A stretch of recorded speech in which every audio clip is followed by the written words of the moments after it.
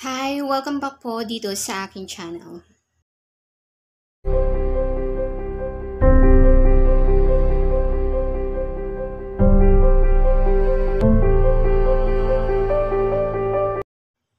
Guess who will be our superstar for today? It's none other than Rogelio De La Rosa. Isa siyang Filipino actor at politician at siya rin ang isa sa pinaka-popular na matinee idol noong dekada 30, 40 at 50. Naging senador siya at isang accomplished diplomat at siya ang kauna-unahang actor na naging isang politician. Ang kanyang tunay na pangalan ay Regidor Lim De La Rosa. Ipinanganak siya noong November 12, 1916 sa Lubao, Pampanga. Ang kanyang mga magulang ay may lahing Spanish at Chinese. Ito ay sina Feliciano De La Rosa, isang Arnis de Mano champion, at si Rosario Lim, isang patron ng theater at arts. But by the way, Lubao, Pampanga is also the hometown of former President Diosdado Macapagal and his daughter, President Gloria Macapagal Arroyo. Are they related? Yes, they are best of friends during their teenage days at naging magkalaban din sila sa politika at naging magbayaw dahil ang asawa ni Diosdado na si Purita ay kapatid ni Rogelio De La Rosa. Lumaki siya na sports-minded at very competitive na ayon din sa kanya ay namana niya sa kanyang ama. Sabay din silang nag-aral ni Diosdado ng elementarya sa Lubao Elementary School at Pampanga High School na ngayon ay Lubao Institute. Sa kanilang paaralan ay nagtatanghal si Rogelio na may hawak na ukulele at pareho din sila ni Diosdado na gumaganap sa mga sarswela noong sila ay nasa sekundarya na. Sa edad na 14 ay sinubukan na niya ang paggawa ng pelikula. Itinambal siya ng kanyang tiyuhin na isang direktor na si Gregorio Fernandez sa pelikulang Ligaw na Bulaklak. Katambal niya dito si Rosa del Rosario. Produce ito ng Malayan Films ni Jose Nepomuceno at si Jose din ang nagbigay sa kanya ng screen name na Rogelio. Ipinalabas ang pelikula noong 1932 at ito ay naging blockbuster hits dahil siguro sa kanyang dashing good looks. Ang pogi naman niya talaga, di ba? Ngunit may naitalang isang pelikula si Rogelio ang may pamagat na Bago Lumubog ang Araw at ipinalabas ito noong 1930. So marahil ang una niyang ginawa ay ang Ligaw na Bulaklak at nagkataon na late na ito ipinalabas sa sinihan noong 1932. Maliban kay Purita ay may tatlo pa siyang kapatid na kinalaunan ay naging artista din. Ito ay sina Tommy De La Rosa, Jaime De La Rosa at Africa De La Rosa. Dahil sports-minded ay syempre nag-excel din sa basketball si Rogelio. Sa katunayan, siya ang captain ng undefeated basketball team sa Central Luzon noong kanyang kapanahunan. Nag-aaral siya ng kolehiyo sa FEU o Far Eastern University sa Maynila at degree in arts ang kanyang kinuhang kurso. Marahil lucky year talaga ni Rogelio ang 1932. Ito rin ang taon kung kailan siya nanalo ng Intercollegiate Welterweight Boxing Champion. Aktibo rin siya sa ibang extracurricular activities gaya ng team debates or oratorical contest on inter-provincial at intercollegiate levels. Taong 1932 din nang una siyang manalo ng Claro M. Recto Gold Medal Award para sa debate at oratorical contest. Muli din niya itong napanalunan noong 1933 at 1934. Tuloy-tuloy na rin ang paggawa niya ng mga pelikula, kadalasan na isa siyang gallant lover, katambal ang mga magagandang leading lady. Narito ang ilang mga selected filmography ni Rogelio De La Rosa. Kung meron po kayo additional information, paki-comment na lang po sa baba. 1932, Tiyanak at Ulong Inasnan. 1933, Nahuling Pagsisisi at Sawing Palad. At 1934 ay Ang Krus na Bato. Habang nag-aartista siya ay tuloy pa rin ang kanyang pag-aaral hanggang sa matapos niya ito. at itinanghal siyang isa sa mga outstanding alumnus ng Far Eastern University. Ito naman ang mga pelikulang nagawa niya noong 1936. Marahil ay tapos na siyang mag-aral nito kaya medyo madami-dami. Una ay Ang Buhok ni Esther, Diwata ng Karagatan, Kalupitan ng Tadhana, Awit ng Mga Ulila, Anak Dalita, at Lagablab ng Kabataan. Taong 1937, mga pelikula niya nagawa ay Anak ng Pari, Magkapatid, Teniente Rosario, at Bituing Marikit. Taong 1938 naman ay Mga Sugat ng Puso, Makiling, Bukang Liwayway, Ang Magmamani, Sanggumay, Bahay Kubo, at Diwata ng Karagatan. Noong 1939 naman ay Lagot na Kwintas, Pasang Cruz, Takip Silim, Inang Mahal, Florante at Laura, Dalisay, Ang Magsasampagita. Sa pagpasok naman ng 1940, since very bankable actor siya, ay napakarami din niyang pelikulang nagawa gaya ng Magbalik Ka Hirang, Katarungan, Estrelita, Lambingan, Senyorita, Nang Mahawi ang Ulap, Gunita, Diwa ng Awit, at Kolehiyala. Noong 1941 naman ay ang mga pelikulang Tampuhan, Tarhata, Panambitan, Ang Maestra, at Serenata sa Nayon.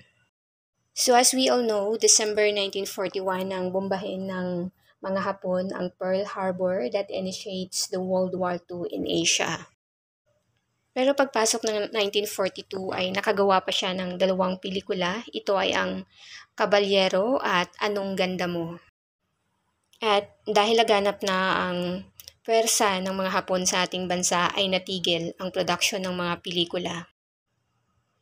Habang nasa ilalim ng Japanese occupation ang bansa ay naging aktibo muna si Rogelio sa mga vaudeville na nagpi-perform sa live theater sa Maynila. Maliban dito ay nagtatrabaho din siya bilang isang secret officer ng guerrilla na siyang tumutulong sa ating mga sundalo na lumalaban sa mga Hapon. Nang matapos ang digmaan ay muli siyang naging aktibo sa pag-aartista.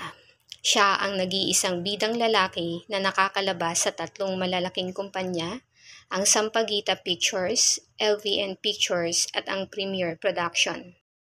Karamihan sa kanyang mga pelikula ay nakatambal niya si Rosa del Rosario at maituturing na sila ang pinakasikat at pinaka-successful na love team ng kanilang panahon. Maliban kay Rosa ay nakatambal din niya ang ilang mga sikat na leading lady nung panahon na yon gaya nila Carmen Rosales, Emma Alegre at Paraluman.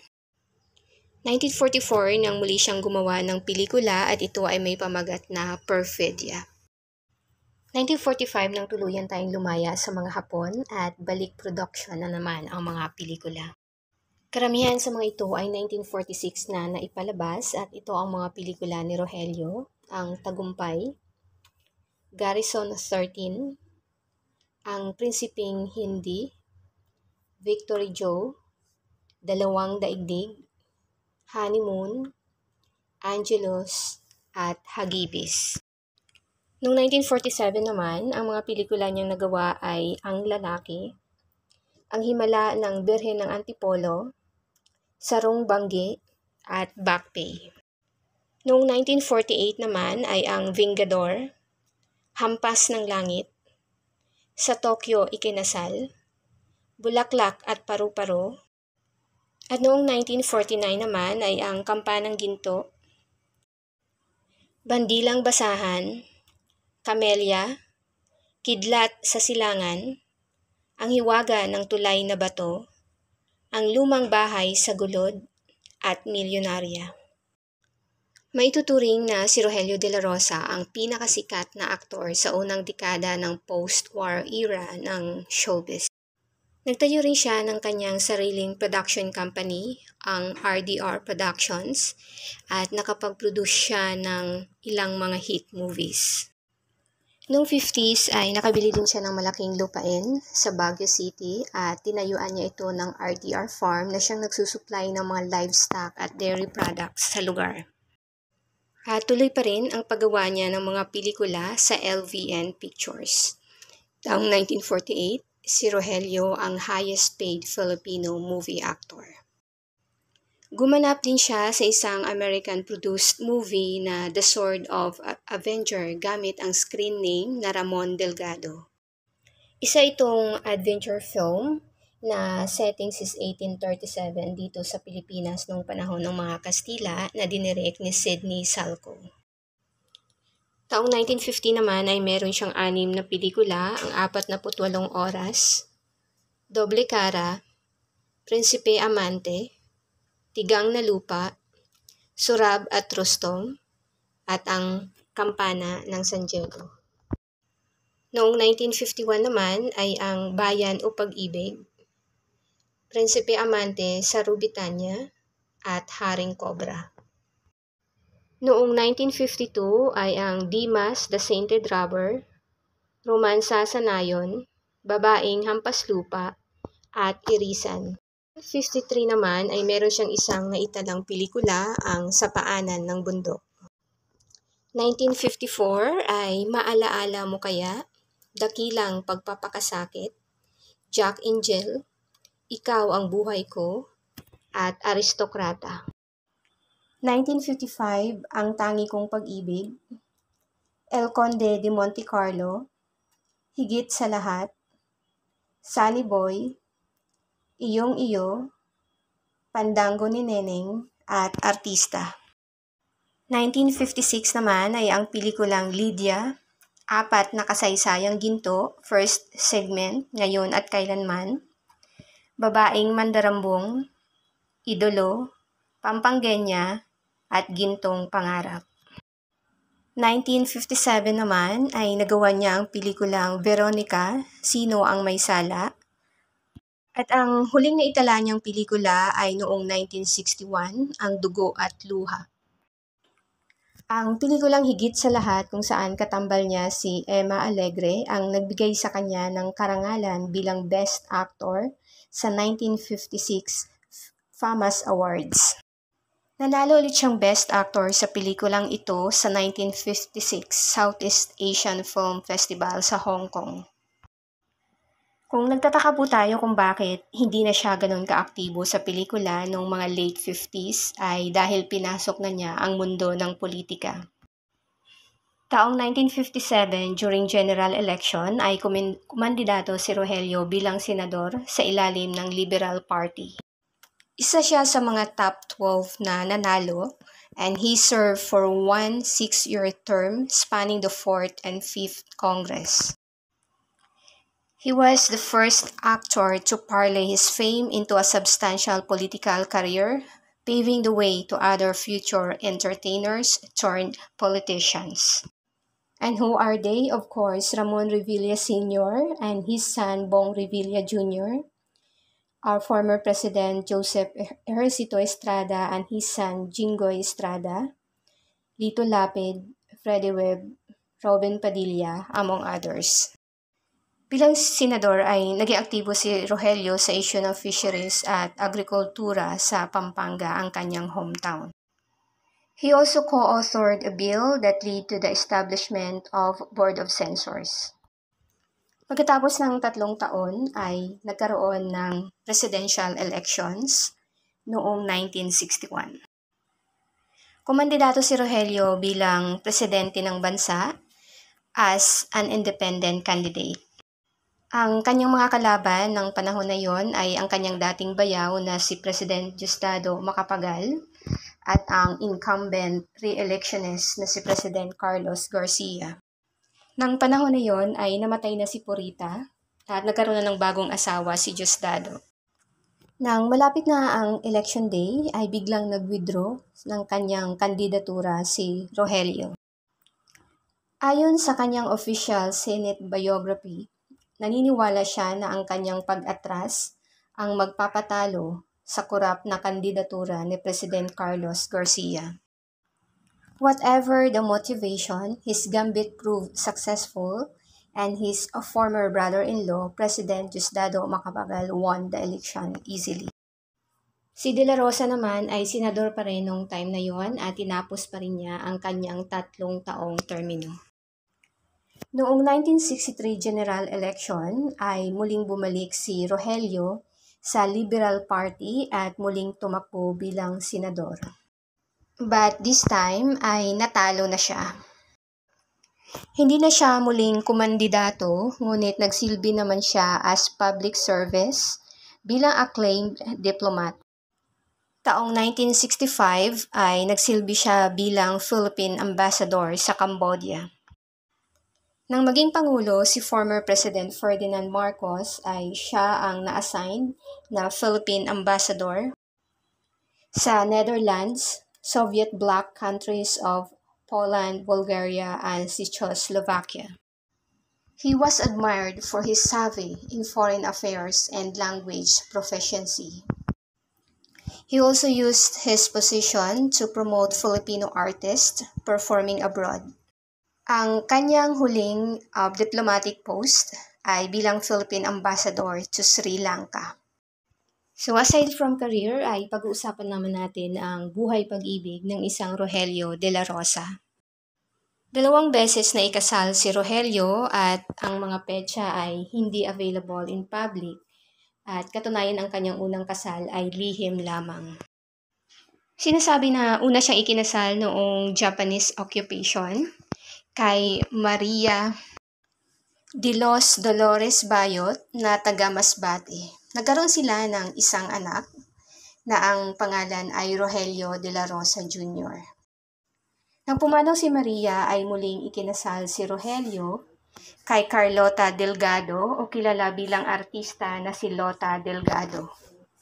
Naging leading lady niya si Lota sa kanyang mga pelikula, isa na rito ang Kolehiyala.